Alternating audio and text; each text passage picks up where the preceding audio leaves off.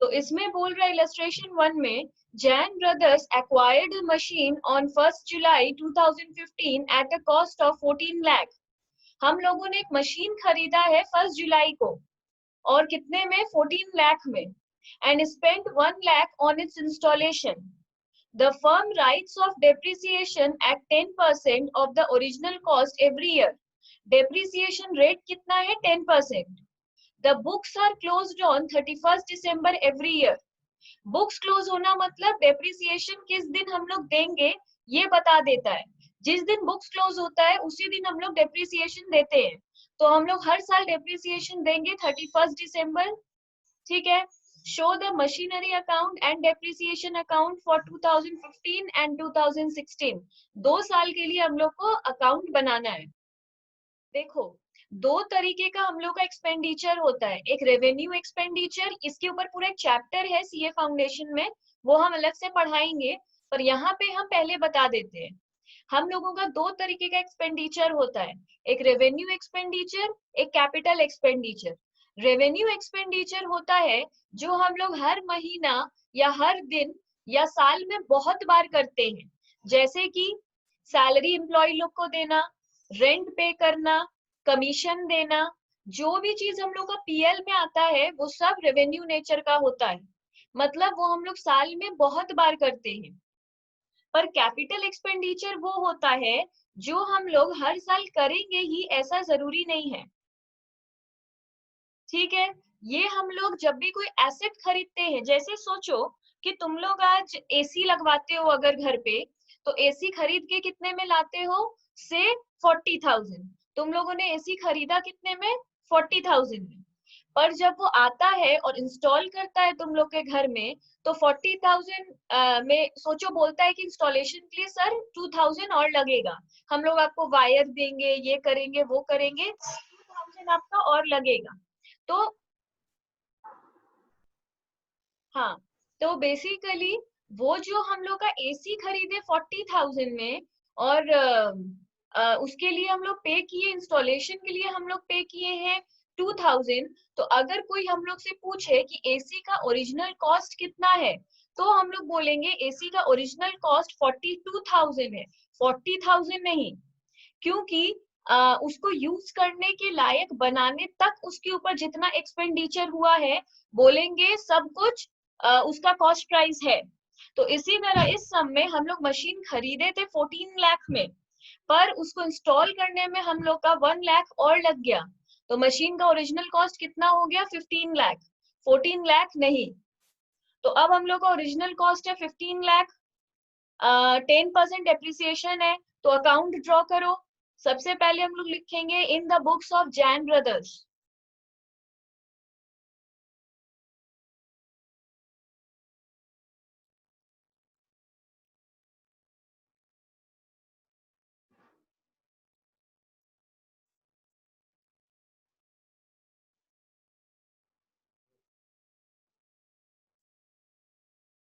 हाँ, तो सबसे पहले मशीनरी अकाउंट।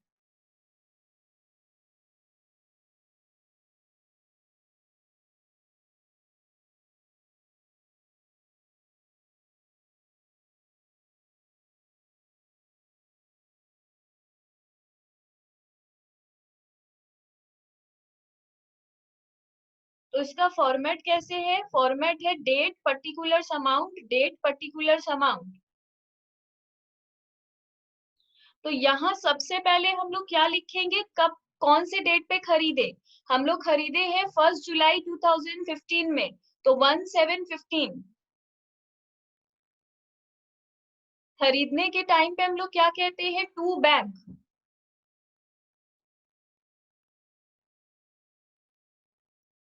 और ब्रैकेट में हमेशा परचेज लिख लेना, शॉर्ट फॉर्म यूज मत करना, ये हम यूज कर रहे हैं। तुम लोग हमेशा फुल फॉर्म यूज करना, चाहे नेक्स्ट लाइन यूज करना पड़े। तो हम लोगों ने कितने में परचेज किया है? 14 लाख प्लस 1 लाख, तो ये ब्रैकेट में दिखाना पड़ेगा।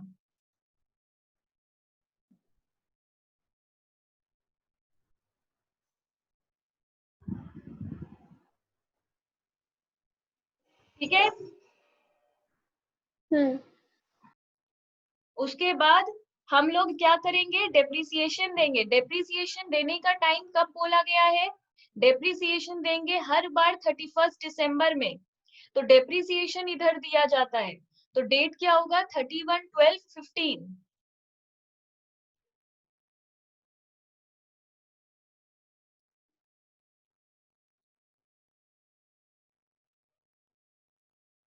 तो हम लोग डेप्रिसिएशन किस पे देंगे, ओरिजिनल कॉस्ट के ऊपर, मतलब 15 लाख इंटू 10%।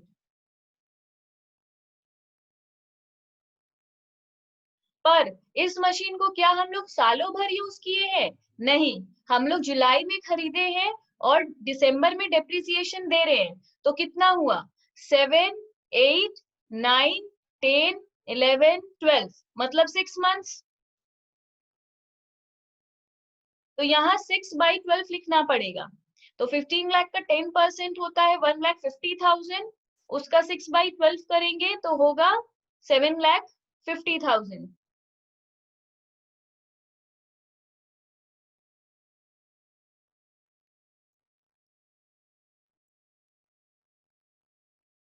75,000, ठीक है।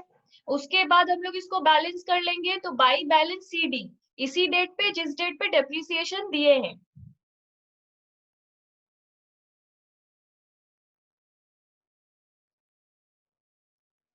तो 15 लाख से 75,000 माइनस करेंगे, बैलेंस करेंगे, तो आएगा 14,25,000। अब दोनों साइड को ऐड कर टोटल कर देंगे।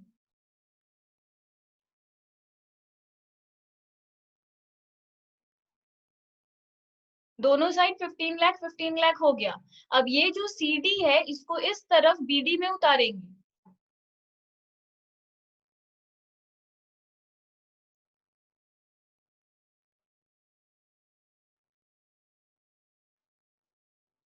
हम लोग लिखेंगे इधर टू बैलेंस BD 14,25,000। अब फिर इस तरफ डेप्रिसिएशन देंगे, कब, 31/12/16 में बाय डेप्रिसिएशन।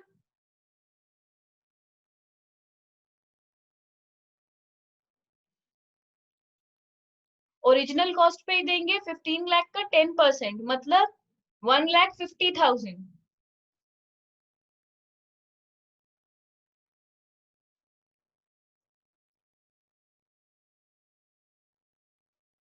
फिर हम लोग बैलेंस कर देंगे 31/12/16 में। तो 14,25,000 से 1,50,000 माइनस करेंगे,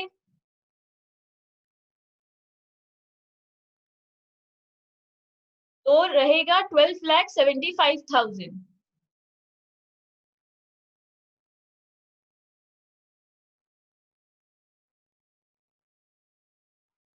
तो दोनों तरफ का टोटल हो जाएगा 14,25,000। अब हम लोग बनाएंगे डेप्रिसिएशन अकाउंट, क्योंकि सम बोल रहा है बनाने के लिए। इसका फॉर्मेट भी सेम होगा जैसे अभी उस अकाउंट में था, date particulars amount, date particulars amount.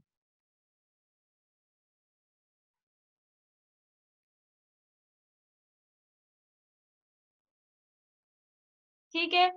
इसमें हम लोग क्या करेंगे, इसमें हम लोग जो डेप्रिसिएशन इधर पे दिखाई दे रहा है बाय डेप बोल के, बाय डेप्रिसिएशन बोल के, उसका क्रॉस पोस्टिंग टू की तरफ करेंगे मशीनरी बोलकर। तो टू मशीनरी, डेट भी यही रहेगा 31/12/15, और क्रॉस पोस्टिंग करेंगे। अगर ये इस तरफ है तो अभी इस तरफ लिखेंगे।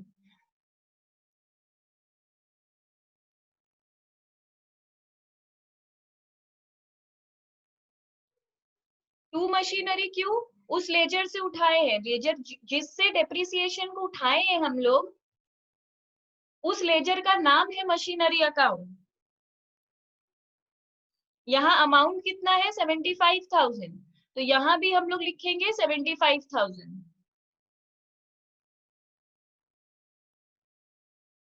अब क्या करेंगे, जो भी यहाँ पे डेप्रिसिएशन रहेगा, डेप्रिसिएशन अल्टीमेटली कहाँ जाता है, PL में, तो उसको PL में डाल देंगे।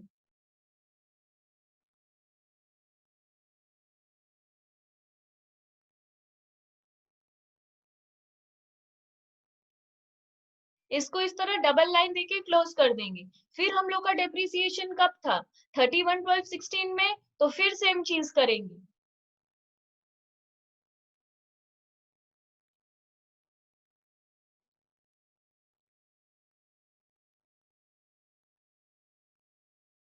पर इस बार डेप्रिसिएशन कितना था? 1,50,000, तो इधर भी सेम चीज कर देंगे।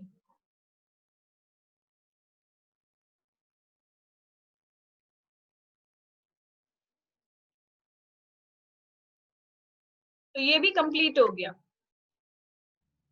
उसके बाद हम लोग को दिया इलस्ट्रेशन 2। इसमें भी सेम चीज लिखा है। Jain brothers acquired machine on 1st July 2015 at a cost of 14 lakh and spent 1 lakh on its installation. The firm writes off depreciation at 10% per annum every year. The books are closed on 31st December every year. सम बिल्कुल same है, पर नीचे क्या लिख रहा है? Show the machinery account on diminishing balance method. इस last सम को हम लोग, ये वाले सम को हम लोग स्ट्रेट लाइन मेथड से किए थे, इसको करना है डिमिनिशिंग बैलेंस मेथड से। तो ये करो।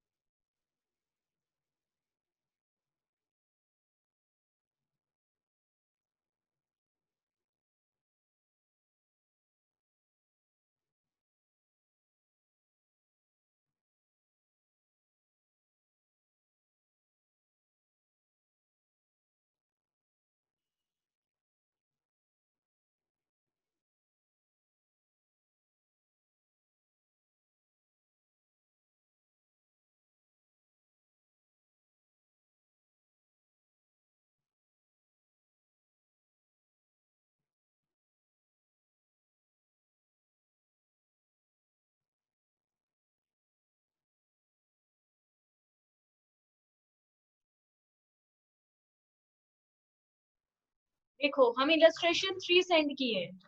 इसमें हम लोग को बोल रहा है कि Mrs. Akash purchased a machine for rupees 10 lakh.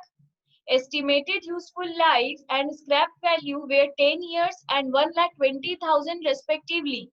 उसका लाइफ है 10 इयर्स और स्क्रैप वैल्यू है 1,20,000। मशीन हम लोग यूज करना शुरू किए हैं 1/1/10 से।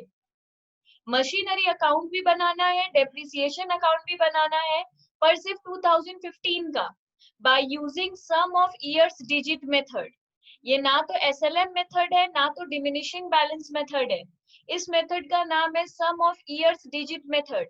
तो ये आज का थर्ड मेथड है जो हम लोग कर रहे हैं। इसमें भी अकाउंट बनाना है। तो पहले तो अकाउंट ड्रॉ कर लो, जैसे ऐसे ड्रॉ करते हैं हम लोग।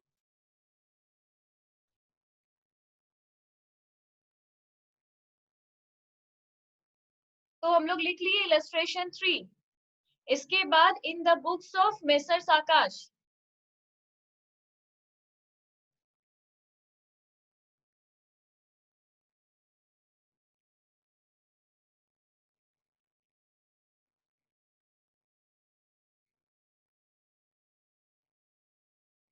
इसमें हम लोग लिखेंगे मशीनरी अकाउंट, फॉर्मेट वही।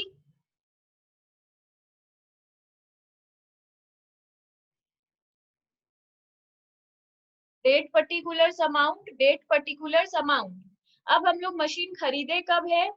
मशीन हम लोग खरीदे हैं, वो डेट हम लोग को नहीं दिया है, पर मशीन कब से यूज करना शुरू किए हैं वो दे दिया है। तो 1/1/10 लिखेंगे। अच्छा, मशीन हम लोग स्टार्ट किए थे खरीदना, खरीदे थे 1/1/10 में, पर हम लोग को अकाउंटिंग करने बोला है सिर्फ 2015 का, तो 10 से हम लोग बनाएंगे नहीं, बनाएंगे 2015 से ही। पर अब हम लोग को ये नहीं पता है कि उसका वैल्यू 2015 में कितना होगा। हम लोग को सिर्फ क्या पता है कि हम लोगों ने 1/1/10 में वो खरीदा है। तो डेप्रिसिएशन देते देते उसके 2015 के वैल्यू में आना पड़ेगा। तो नीचे लिखो वर्किंग्स।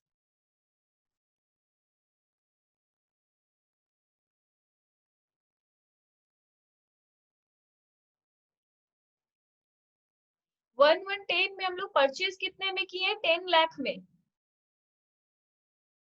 ठीक है, इस पे डेप्रिसिएशन कब होगा? 31/12/10 में।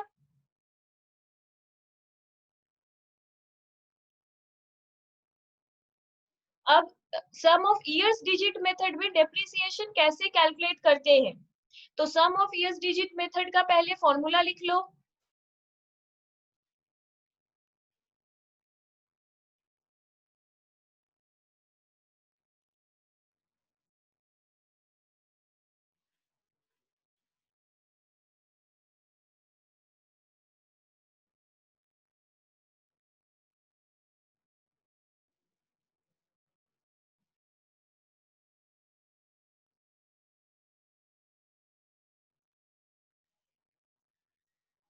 Original cost minus scrap value.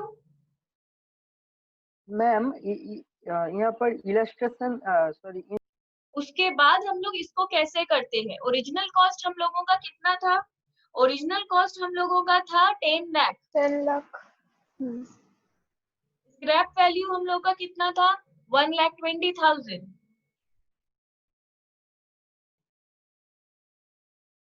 अब यहाँ पे क्वेश्चन आ जाता है number of years remaining life of the asset. तो आराम से देखो हम लोग कितना साल यूज किए, बस इसी को सीखने का ट्रिक है। हम लोग खरीदे कब? 2010, 2011, 2012, 2013, 2014, ठीक है। और हम लोग से डेप्रिसिएशन मांग किसका रहा है? 2015 का। तो 2015 के पहले कितना इयर्स दिखाई दे रहा है? 1, 2, 3, 4, 5। तो यहाँ ऊपर लेंगे 5। जिस साल का डेप्रिसिएशन मांगेगा, मतलब हम लोग से डेप्रिसिएशन मांग रहा है 2015 का, 2015 को छोड़कर जितना साल जा चुका है वो, मतलब 5। तो हम ऊपर लिए हैं 5।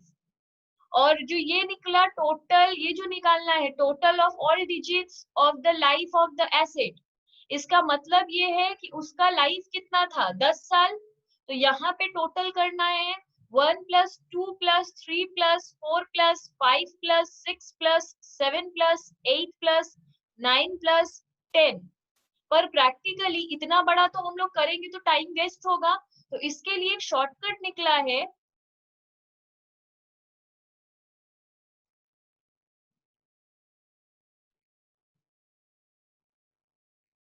n × n+1/2। इसको शॉर्ट में ऐसे लिखेंगे, ये शॉर्ट में फॉर्मूला है। अगर किसी को नहीं करना तो वो पूरा प्लस कर सकता है, ये याद नहीं है तो दोनों से एक ही आंसर आएगा। तो मेरा n कितना है? 10।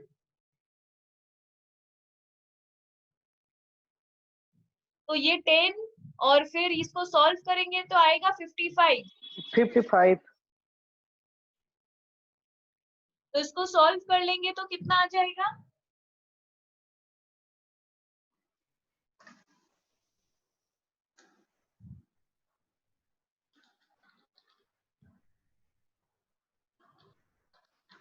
इसको सॉल्व करके आ जाएगा 80,000।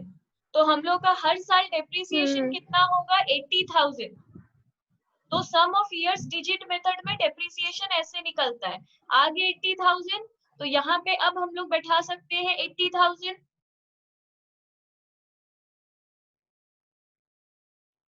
तो पहला साल हम लोग इतना डेप्रिसिएशन दिए, तो कितना बचेगा?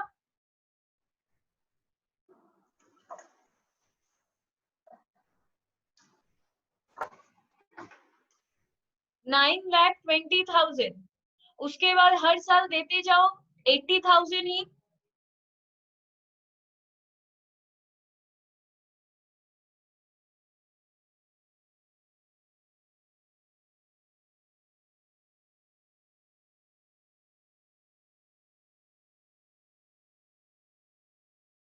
मैम हर साल क्यों 80 दूंगा? इलस्ट्रेशन 7 देखो, इसमें बोल रहा है मशीन आवर रेट मेथड।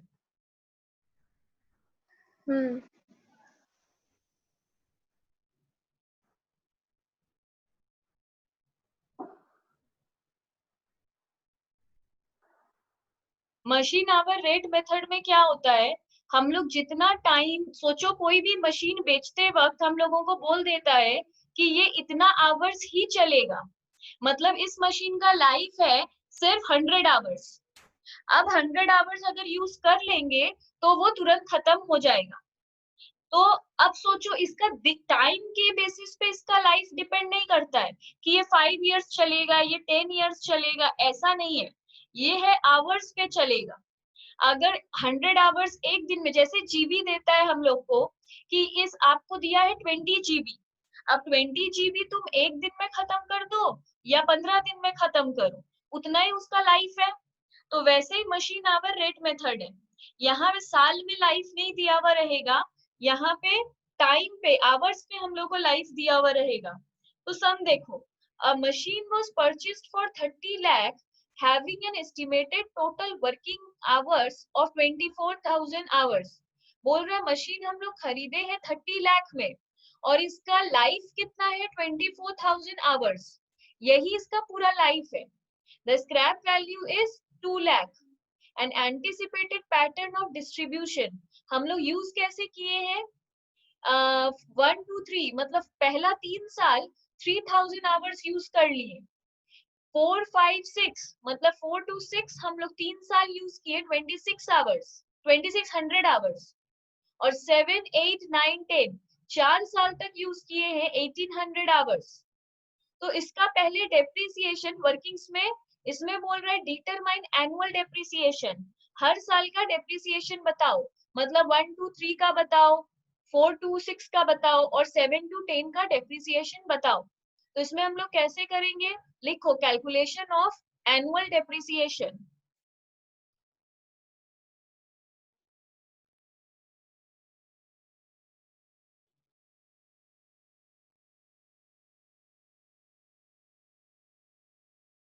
इसका फॉर्मूला क्या है, hours worked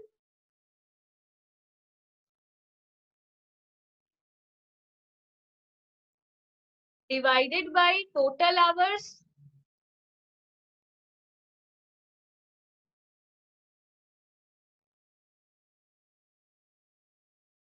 into original cost minus scrap value। ये इसका फॉर्मूला है। तो हम लोग 1 to 3 इयर्स में कितना आवर वर्क किए, 3000 आवर्स। टोटल आवर हम लोग का कितना है 24,000 आवर्स। ओरिजिनल कॉस्ट हम लोगों का कितना है 30 लाख। स्क्रैप वैल्यू कितना है 2 लाख। इसको सॉल्व करके कितना आएगा 3,58,000।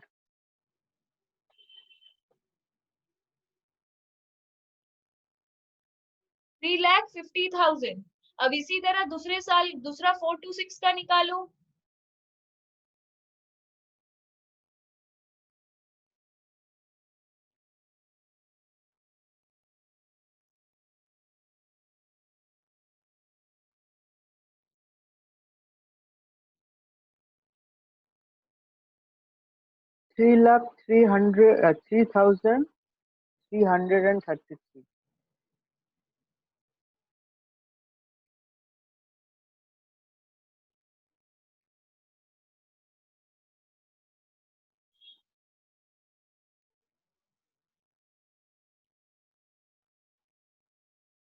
तो इस तरह हम लोग का ये निकल गया बस। इसके बाद हम सेंड किए हैं इलस्ट्रेशन 8। ये हम लोग का है प्रोडक्शन यूनिट मेथड।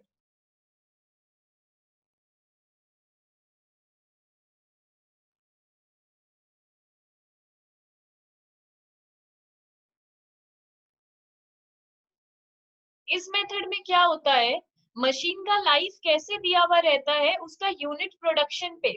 जैसे कि हम तुम लोग को अगर कोई मशीन सेल कर रहे हैं तो सेल करते वक्त बोलेंगे कि आप इससे 1000 यूनिट ही बना सकते हो।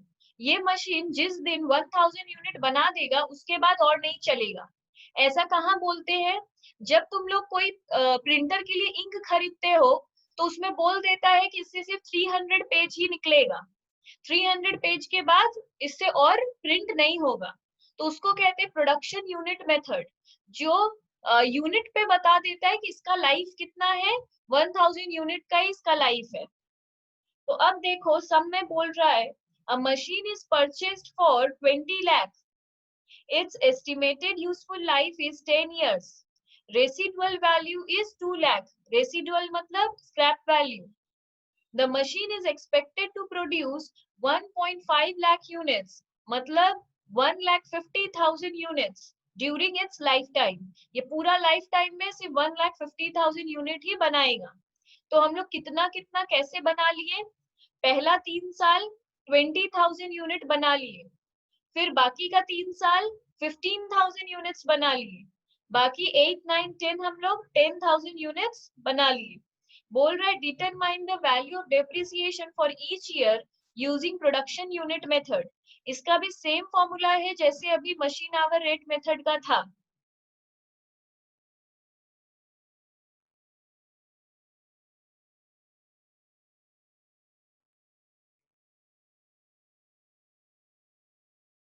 Units produced divided by total units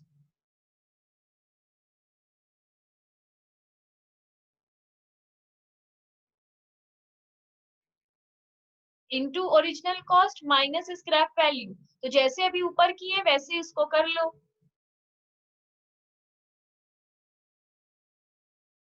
इस साल प्रोड्यूस किए 20,000, इसका पूरा लाइफ में बना पाएगा 1,50,000।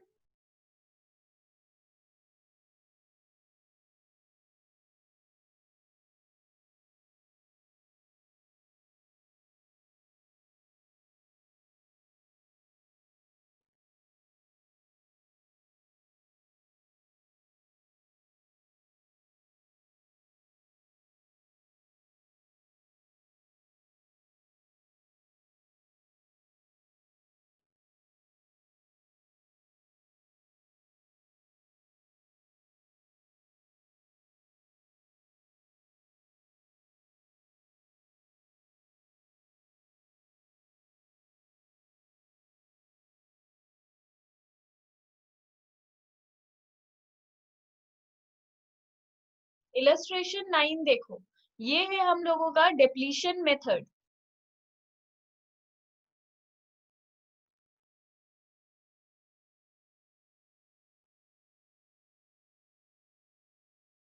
डिप्लीशन मेथड कहाँ यूज होता है, ये यूज होता है कोल माइंस में। जैसे कि अगर एक बार हम लोग निकालते जा रहे अगर जमीन से कोल को, तो वो दोबारा हम लोग कोल नहीं बना सकते, एक दिन वो डिप्लीट हो जाएगा। डिप्लीट मतलब क्यों डेप्रिसिएशन है, ये डेप्रिसिएशन का मतलब क्या होता है, वैल्यू गिरते जाना। तो डिप्लीशन का मतलब भी होता है कोई चीज कम होते जाना, डिप्लीट होता जाना। पर डेप्रिसिएशन के केस में एक बार अगर वो मशीन खराब हो गया तो हम लोग दूसरा खरीद के ला सकते हैं। पर डिप्लीशन में अगर एक बार जमीन के अंदर से कोल खत्म हो गया एक दिन, मतलब एक दिन तो ऐसा वक्त आएगा जब कहते हैं ना पानी वेस्ट मत करो पानी खत्म हो जाएगा, तो सब कुछ जब एक दिन कोल खत्म हो जाएगा तो दोबारा कोल को हम लोग जनरेट नहीं कर पाएंगे, उसको डिप्लीट कहते हैं।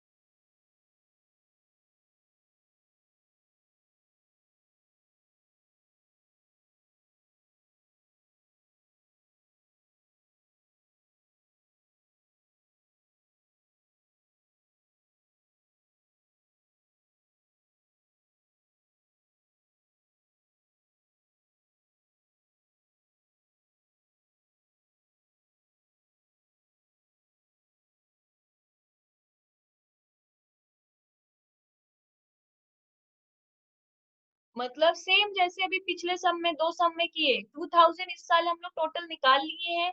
टोटल लाइफ था उसका सिर्फ 2 लाख यूनिट से निकाल सकते हैं, into original cost minus scrap value. पर इसमें स्क्रैप वैल्यू नहीं है, इसलिए हम सिर्फ ओरिजिनल कॉस्ट ही 100 लिख के छोड़ दिए। अब ये तुम लोग मेरे को नेक्स्ट ईयर का डेप्रिसिएशन तुम लोग बताओ। ये आ जाएगा 94 लाख।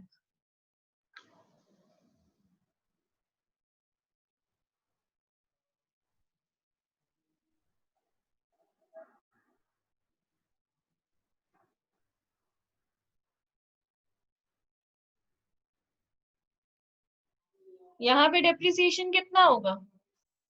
इलस्ट्रेशन 10 में हम लोग को दिया है, a firm purchase on 1st January 2015 certain machinery for 5,82,000। हम लोगों ने एक मशीन खरीदा है 1115 में 5,82,000 पे, और उसके इरेक्शन में, इरेक्शन मतलब इंस्टॉल करना, उसको इंस्टॉल किए हैं 18,000 में। तो 5,82,000 में 18,000 प्लस हो जाएगा, फिर ओरिजिनल कॉस्ट बनेगा। On July 1, 2015, another machine for rupees 2 lakh was acquired. फिर हम लोग कुछ टाइम बाद एक और मशीन खरीदे 2 लाख रुपीस में। उसके बाद 1st July 2016 में, next year the machinery purchased on 1st January 2015 having become obsolete. Obsolete मतलब पुराना हो गया। Was auctioned for 3,86,000. ऑक्शन मतलब सेल कर दिए हम लोग 3,86,000 में, और उसी डेट पे हम लोग और एक मशीन खरीद लिए 4 लाख में। Depreciation was provided for annually on 31st December. हम लोग हर बार डेप्रिसिएशन कब देंगे? 31st December को 10% पे देंगे, रिटर्न डाउन वैल्यू में देंगे। Prepare machinery account. तो बेसिकली अगर हम लोग का एक ही मशीन का सम आता है तो हम लोग डायरेक्टली अकाउंट बना सकते हैं, पर अगर एक मशीन से ज्यादा, मतलब एक मशीन से ज्यादा मशीन है उस सम में, तो हम लोग एक वर्किंग्स कर लेंगे। डायरेक्टली अकाउंट बनाना पॉसिबल नहीं है, पर अगर किसी को आता है तो वो डायरेक्टली बनाओ, कोई प्रॉब्लम नहीं है। हम वर्किंग्स करने के बाद ही अकाउंट बनाते हैं कि कोई भी गलती ना हो। तो हम सिखा रहे हैं, पहले वर्किंग्स करेंगे फिर अकाउंट करेंगे। वर्किंग्स करना एग्जाम में कंपलसरी नहीं है।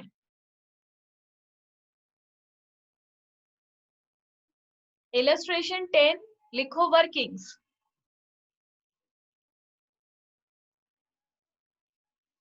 जैसे जैसे सब में बोला है वैसे वैसे वर्किंग्स में करते जाएंगे। सबसे पहले क्या बोला है? हम लोग मशीन खरीदे हैं 1115 में।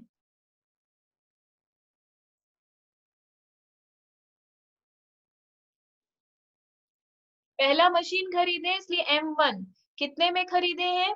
5,82,000 प्लस 18,000 मतलब 6 लाख में। हम लोग 6 लाख में पहला मशीन खरीदे हैं। ऑन 1st जुलाई 2015 उसी साल और एक मशीन खरीदे हैं।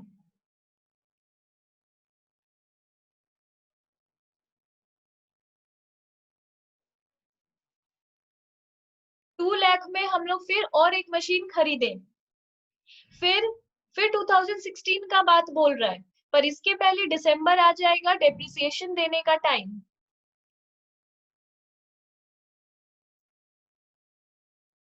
तो 31/12/15 आ जाएगा डेप्रिसिएशन। अब डेप्रिसिएशन कैसे देंगे?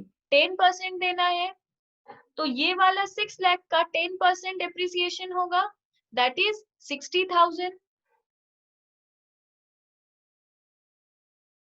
पर ये वाला जो 2 लाख है इसके ऊपर 10% होगा, पर सिर्फ 6 मंथ्स के लिए। क्यों? हम लोग ये जुलाई में खरीदे हैं, तो सिर्फ 6 मंथ्स का ही देंगे, क्योंकि इसको यूज किए हुए हम लोग को सिर्फ 6 मंथ्स ही हुआ है। तो 2 लाख का 10% 20,000 इंटू 6/12 10,000।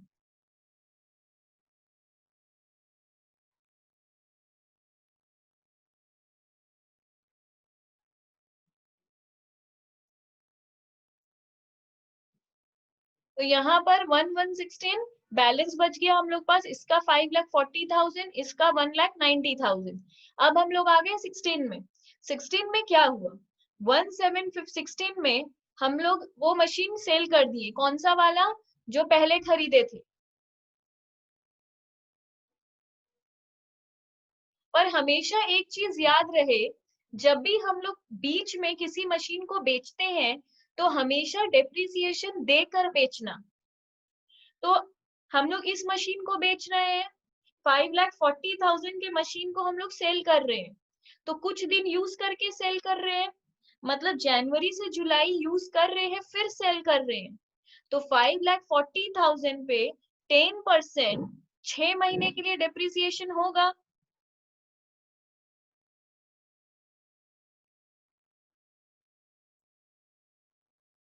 इतना डेप्रिसिएशन इसके ऊपर होगा।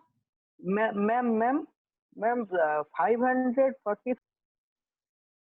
तो यहाँ पे हम लोग का आया 27,000।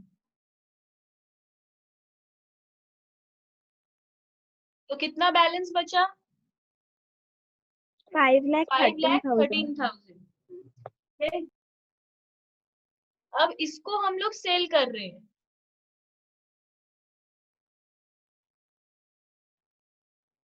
कितने में सेल कर रहे हैं? 3,86,000। तो अगर 5,13,000 के सामान को 3,86,000 में सेल करेंगे, कम में सेल करेंगे, तो लॉस होगा। कितने का लॉस होगा? 1,27,000। 27,000। हाँ।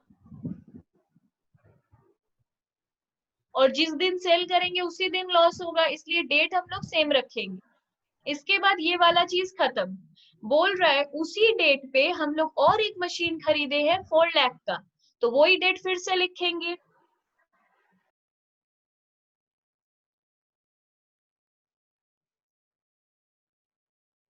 हम लोग खरीदे हैं 4 लाख में।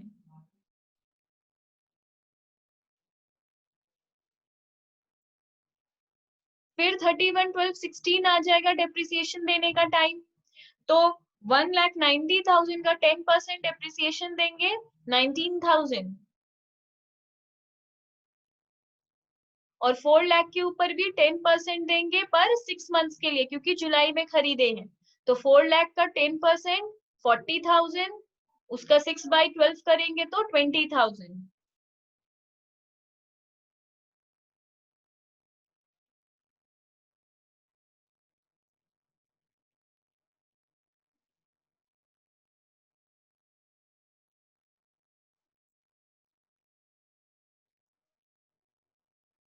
तो हम लोग का 1,117 में इतना बैलेंस बचा। इसके बाद हम लोग बना रहे हैं मशीनरी अकाउंट।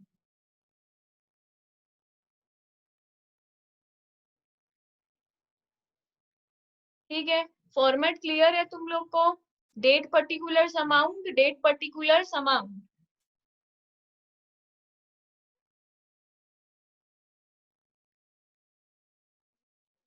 ठीक है, तो अभी हम लोग को क्या बोल रहा है?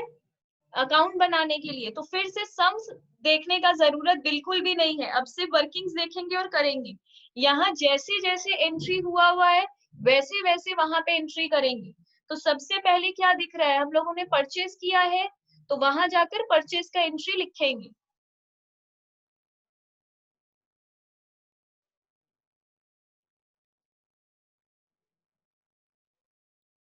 हम लोग 1,115 में टू बैंक परचेज 6 लाख। उसके बाद वहां क्या दिख रहा है? फिर से परचेज।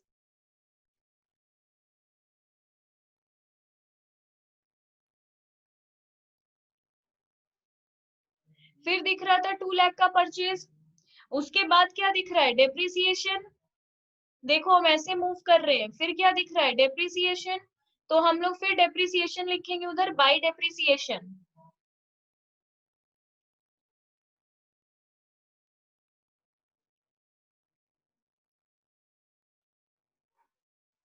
अब डेप्रिसिएशन इस डेट पे कितना था? पहले 60,000 और फिर 10,000। तो एक ही दिन पे अगर दो डेप्रिसिएशन दिख रहा है तो एक साथ लिखेंगे, पर प्लस करता हुआ दिखाना पड़ेगा।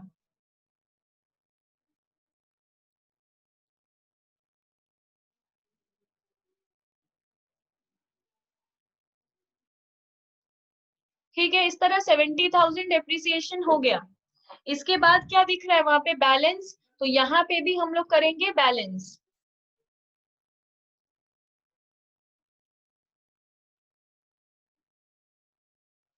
तो लिखेंगे बाई बैलेंस CD।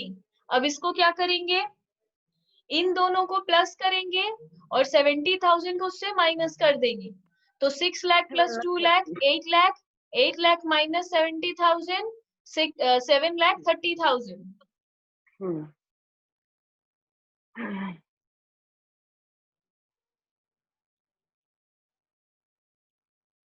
ये हो गया।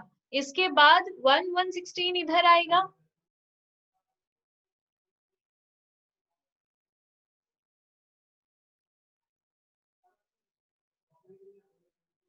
फिर क्या दिख रहा है? डेप्रिसिएशन 1716 में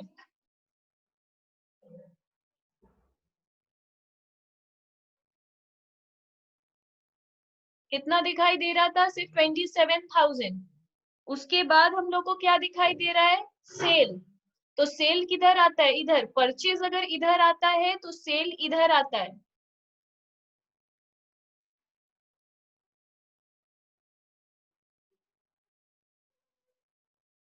तो लिखेंगे 1716 बाय बैंक, ब्रैकेट में सोल्ड।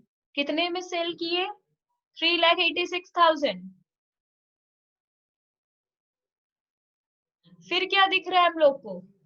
फिर हम लोग को दिख रहा है लॉस।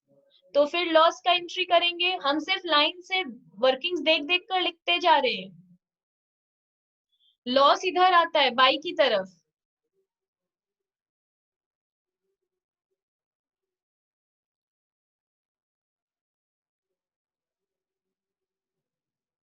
$1,27,000 का लॉस। उसके बाद क्या दिख रहा है? फिर परचेज।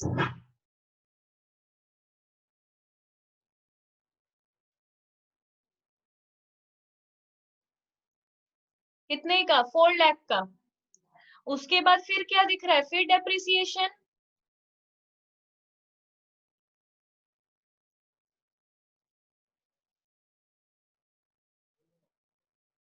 अब इस बार डेप्रिसिएशन कितना है? 19,000 और 20,000। 59।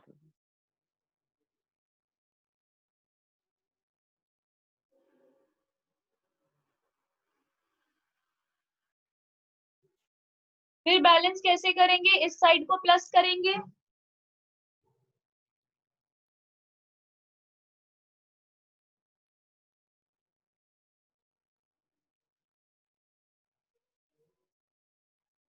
दोनों तरफ 11,30,000 11,30,000। इससे इसको माइनस कर दो।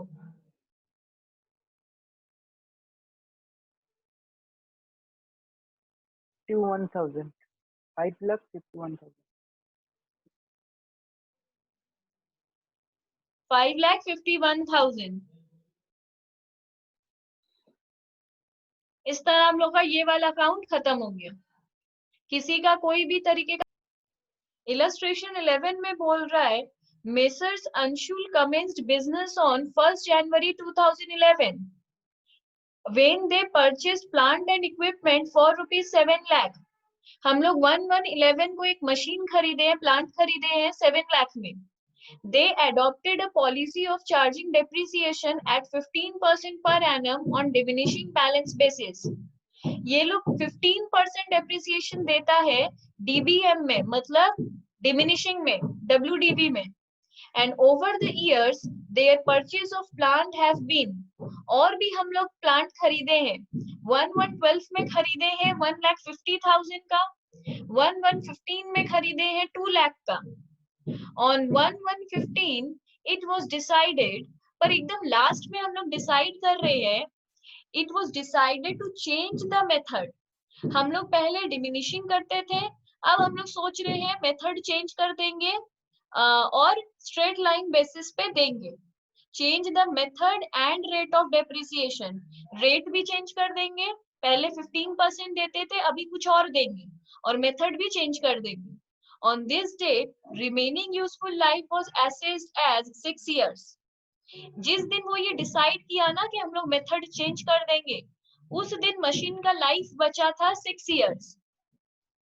All the assets purchased before 1115 and 10 years for the asset purchased on 1115 with no scrap value. तो basically calculate the difference in depreciation. तो दोनों रेट के डेप्रिसिएशन जब हम लोग दे रहे थे डीबीएम में और ये एसएलएम में, तो क्या डिफरेंस आ रहा है डेप्रिसिएशन में वो बताओ. उस टाइम क्या आ रहा था और अब क्या आ रहा है. तो इस सम को पहले आराम से हम लोग करेंगे डिमिनिशिंग से, 1115 से करेंगे हम लोग एसएलएम से. तो पहले आराम से इसको डीबीएम से करो. सोचो कुछ है ही नहीं, कोई चेंज हो ही नहीं रहा है. तो आराम से जैसे वर्किंग्स कर रहे थे, अभी एक से ज्यादा मशीन है तो हम लोग वर्किंग्स करेंगे.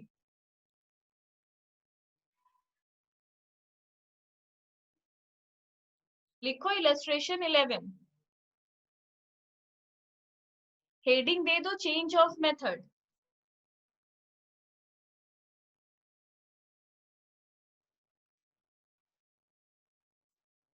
ठीक है, इसको आराम से तुम लोग जैसे अभी सिखाएं वैसे ही करो. सबसे पहला डेट दिया है 1111. परचेज मशीन 1 कितने में, 7 लाख में. फिर इस साल हम लोग और कुछ नहीं किए तो डेप्रिसिएशन दे देंगे. 31/12/11 में डेप्रिसिएशन कितना, 7 लाख का 15%,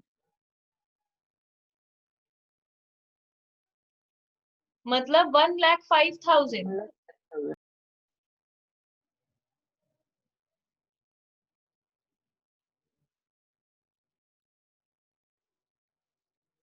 तो बचेगा 5,95,000 11/12 में.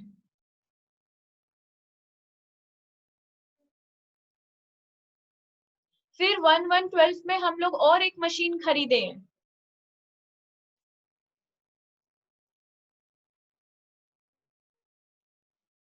$1,50,000 में.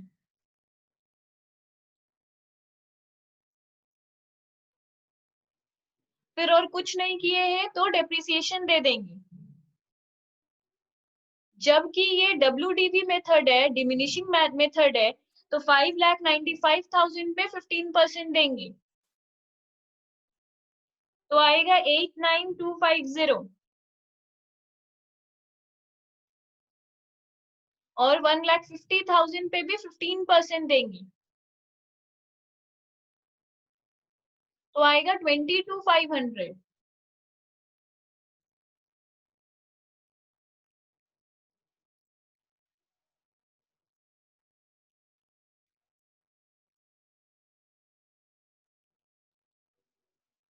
तो बचेगा 50,5750,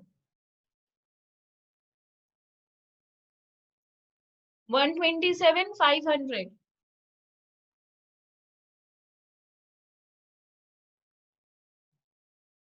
तो ये 1113 में इतना बैलेंस है. अब 2015 तक कुछ नहीं हुआ है तो नॉर्मली फिर से डेप्रिसिएशन दे दो.